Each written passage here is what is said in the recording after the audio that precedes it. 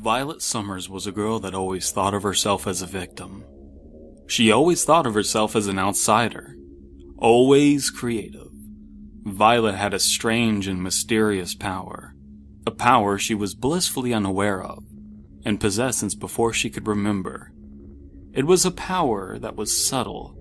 A power that, once mentioned in Violet's presence, would send her into a blind rage of condescension. Violet is dead, and yet her power still lingers, like frost on the grass early in the morning, early in the winter season. Violet was well-traveled but lived most of her life in New York. Recently, she had graduated from SVA with a degree in fine arts, and in her mind, the world was giving her no breaks. Half of her time was spent making or thinking about art. The other half drove her ballistic. The applications and the rejections. Always with the rejection letters piling up on her desk like receipts in a busy restaurant. She held on to every rejection letter and read the copied and pasted text on each page daily, thinking it would explain why the world didn't understand her message. Miss Summers' art mostly consisted of household towels and rags stacked on top of each other as they would be in a closet. She took this very seriously. At SVA, most of the fine arts students would make light of each other's work to bring a sense of levity to the very stressful classes. But this wasn't done in Miss Summers' presence. She didn't want her life's work to be the butt of a joke, and the SVA student body went out of its way as to not offend anyone's personal beliefs. The reasoning for her art was political in nature, but we will not broach that topic. It had been almost 2 years since Violet graduated, and she hadn't made it into any juried shows when a lifeline descended on her desk one day. A letter. It was a vague and confusing letter, stating she had been accepted into a show on contemporary women at an art gallery called The Pump House in Chillicothe. It wasn't her dream show. It didn't say what work was accepted, and it had no show details except for the title, Trail of Oppression, and the set-up date, 1 week from the date she received the letter. There wasn't even a name of a curator on the letter. Violet was going through a sort of separation anxiety. The separation was with school. The anxiety was compounded with the festering hate that had built up over the rejection letters and the depression brought about by loneliness. She looked down on most of her friends. Her friends sensed this about her. Violet didn't remember submitting to the show, but that wasn't too abnormal. She submitted work anywhere she could. It certainly wasn't out of the realm of possibility for her to submit to a show with this sort of subject matter. Violet's spirits were instantly lifted, and her parents, satisfied with their daughter, bankrolled the road trip to Ohio. It was before noon on her way into Chillicothe, and Violet saw the hood of a white car flattened into the road not far from an exit ramp. She was amazed that no one just picked up the car hood, opting to instead let it become part of the road via neglect. It was here that her negative attitude began to re-render reality with a primal filter. Her thoughts turned against everyone that had ever driven by that ramp. She whizzed past a small brick building that was white with red letters spelling out 775 bang. She wondered if every day was 4th of July in this town. She wondered what that place would look like on fire. The pump house wasn't open yet, and she didn't feel like settling into her room just yet, so she explored the town with her endless supply of gas. She meandered up around a hilly area and stumbled upon a neighborhood of old 2-story houses, many with seemingly lifeless people sitting on the front porch, gently rocking in both rocking chairs and swinging benches. The constant but minuscule rocking was accompanied by eyes that carefully tracked Violet's royal purple hybrid Honda Civic. Violet drove slowly, paying close attention to these residents that reminded her of painted portraits with eyes that seemed to follow you. She wondered how they could sit there all day doing nothing. She assumed they lived in poverty. She thought they deserved it. On her way back into Chillicothe proper, she passed a set of nondescript buildings that she didn't think much of. Perhaps they were a small-town business district, then passed a different set of houses. She witnessed a young boy urinating in the front lawn right next to his father who was watering the lawn. She would have taken personal offense at this, had she not immediately been distracted by a young woman with a baby in a stroller, beating up on a young man with a buzz cut and a ripped white t-shirt. Passing through some dense foliage, she felt the overwhelming smell of spring onions. Something about it grossed her out. Violet had a nervous habit. Often, when people smell something bad, they think that the smell is coming from them, even when it clearly isn't. Violet was obsessive about smelling good. Because the onion smell crossed her nose, she made her way to the farmer's market in hopes of buying a scented candle to burn in the car. Lavender was her favorite. On the way, she passed 2 Valeros, 2 McDonald's, and an abandoned Dairy Queen. The last item on the list gave her pause. Perhaps it was because of the unique Dairy Queen sign, which was still erected, although in a state of disrepair. Passing, she only got a glimpse of the shadowed insides, reminiscent of the hue of a deeply oaked whiskey. Checking out of the farmer's market, she openly wondered to the cashier why they didn't have lavender candles. Driving out by the countryside, she witnessed an open field with clearly wet grass despite the dry, humid sun and a bonfire creating a massive cloud of smoke.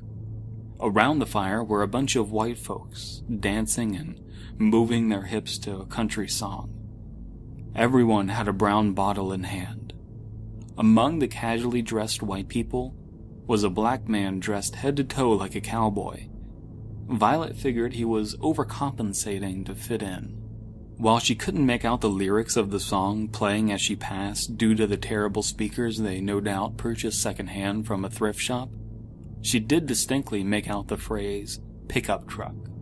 Looking at the time, she made her way to the pump house, passing the Dairy Queen again, which still held her attention. Then passing a bridge on which she saw a shirtless man with a dodgeball-like pudge in an otherwise sickly frame, and a tattoo across his chest and shoulders turned gray from black due to the wear of the Chillicothe sun. The more she drove, the less attention she put on the road itself, cracked with its slightly fading yellow lines. She made it to the pump house to find the gallery closed despite it being a good 40 minutes past its opening time. She waited and waited for anyone to come by. Occasionally, she'd try the door again. The whole time, she would glance over at the adjacent park. Eventually, she turned on her car and played her favorite game, people watching. She pulled out her binoculars and peeped at the teens sitting with their old bicycles that seemed to be hand-me-downs from the 90s. At this time, she also saw a young child seemingly unattended, but the child's mother was just out of view due to a tree blocking Violet's view. A police cruiser drove by and caused Violet to panic as she realized she was spying on children. The officer in the cruiser looked Violet's way, only to continue patrolling the area. Violet couldn't believe the cop was so lazy. With her heart still excited from seeing the cop, she got out of the area and went to the Chillicothe Inn. While unlocking the door to her room, she saw a man about her age a few doors down, glancing over at her with a vacant expression. He turned his attention to the door after they exchanged looks and he entered his room. She figured he was doing something illegal, but her thoughts quickly shifted to the state of her room. The carpet had holes in it, and the place smelled of smoke. There was an ashtray that still had ashes in it. The bathroom was tiny, as was the whole room, but the shower produced nothing but scalding hot water. Again, with nothing to do and increased frustration over the day, she continued to wander around the city without obtaining the shower she hoped she would get upon checking in. She stumbled by the mead, which produced a methane smell which not only made her self-conscious, but made her gag. The candle which she kept lit in the car didn't overtake the mead smell. She sought refuge in a small bar she'd normally never enter. The sign read Jerry's. Inside the bar, she sat down at a booth that was all red. There weren't any smokers in the bar, but the bar was pretty empty. Still, there was a cigarette pack machine over near the jukebox. It perplexed her as smoking in bars had been outlawed. Violet asked the waitress/bartender for a Singapore Sling. The waitress said she had never heard of that drink, but that she could look it up. Violet said never mind, ordering a gin and tonic instead. She hadn't eaten all day and the pizza smelled good yet unique. But Violet refused to eat pizza from a bar. The music that played on the jukebox seemed to have not been updated for a long time. She heard Angel by Shaggy, Lump by Presidents of the United States of America, and Livin' La Vida Loca by Ricky Martin. Her mind was busy judging the establishment for being stuck in the 90s while she wagged her foot to the rhythm of the last song while resting her ankle on her knee. She asked the waitress if she could turn down the music. To Violet's surprise, she could. The waitress, knowing she was dealing with an outsider, chatted up Violet to make some sort of common connection. She mentioned they didn't mix many fancy drinks, as the bar was basically a place for meat workers to take a break and go before and after shifts to loosen up. You know, only serial killers and pizza makers come from Chillicothe, she stated matter-of-factly, hoping ragging on her hometown would lighten up this young woman. Violet nervously laughed and looked at her drink, not knowing how else to make the waitress leave her alone. She sipped her gin and tonic and quietly and harshly judged it. She saw 4 obese men wearing blue jeans and work clothes enter, doing a round of flaming shots. A few booths away, she noticed that the man she had seen at the hotel room was sitting with a much older Latin man. The older man kept ordering neat glasses of Don Julio like water, and the younger man nodded to everything this Mr. Julio muttered in a Cuban accent. Violet had trouble locating the bathroom, only finding the men's room. After asking, the waitress pointed out that it was behind the bar. Exiting the bathroom, Violet felt the eyes of the man about her age on her face. Not her body, her face. She sunk into the booth as to avoid his gaze. Before she could order another drink, a shot of Fireball whiskey was placed on her table. The waitress said it was from him, as she pointed to where the 2 men had been sitting just a moment ago. Not taking time to stare at the empty booth, Violet got up and drove away. She stopped by the vacant parking lot between the Payless and the old Dairy Queen, then investigated. It was a wonder the land hadn't been purchased and turned into something that could generate money or jobs. Violet didn't understand why it was still standing, clearly closed for good with no chance of reopening. With her forehead wrinkled with a headache and her eyes squinting close to the dust-covered glass, she pondered the stupidity of the average Chillicothean. Why waste this spot? Why leave this skid mark of a property on the face of this city? How could these small people be so stupid? That's when the excitement and the urges she had been having all day overcame her. The feeling she had from the fizzing and the bubbling of her internal chemistry made her mind race, moving faster than her brain or her body. Checking the front doors, they were locked, and she didn't want it to be obvious what she was doing, checking every opening in a frenzy. And then she found her opening. The drive-through window was accessible. Finally, she hopped up and crawled inside like she was having a fever dream. She used her cell phone for light and found the back of the kitchen to be burnt and charcoaled beyond belief, as though the back was the center of a grease fire or something along those lines. Violet wondered if DQ had fried food. She didn't know. It was her first time in one. Her body was being washed with waves of pleasure as she explored the vacant property from front to back. It was a pleasure she had felt all day while looking at these people, these strangers in a strange land. But it was better than before. By miles better. It felt so good that she staggered from the storefront to behind the counter. Her reason was left right outside the window, and her thoughts of smells no longer mattered. The smell of dust and ash had her legs tilted inward from the knees up. The feeling was overpowering as her jaw was agape, struggling to even choke out the moaning noises she needed to make. She was about to burst and her hands tried to tightly grip the orange counter covered in dirt and grime.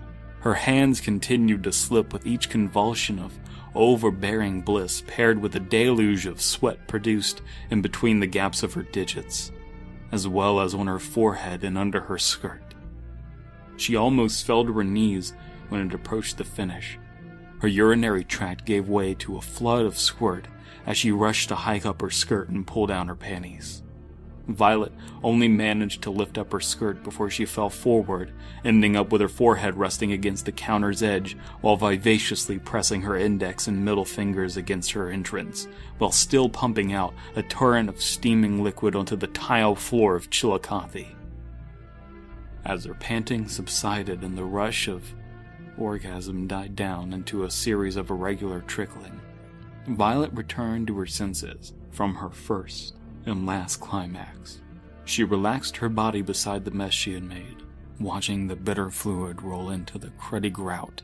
Then Violet heard movement behind her that sent fear down her entire body. Someone was entering from the window as she did. The young man from earlier approached Violet, who was unable to move her legs without falling right back to the ground. The man waited above Violet as she released the contents of her bowels onto the ground, impaired from the revelation that just revealed itself prior to his arrival. Violet's power was the ability to bend people to her will, like toys. Violet's power was of beauty. She never knew what kind of pressure she exerted on others, only the stress she exerted on herself.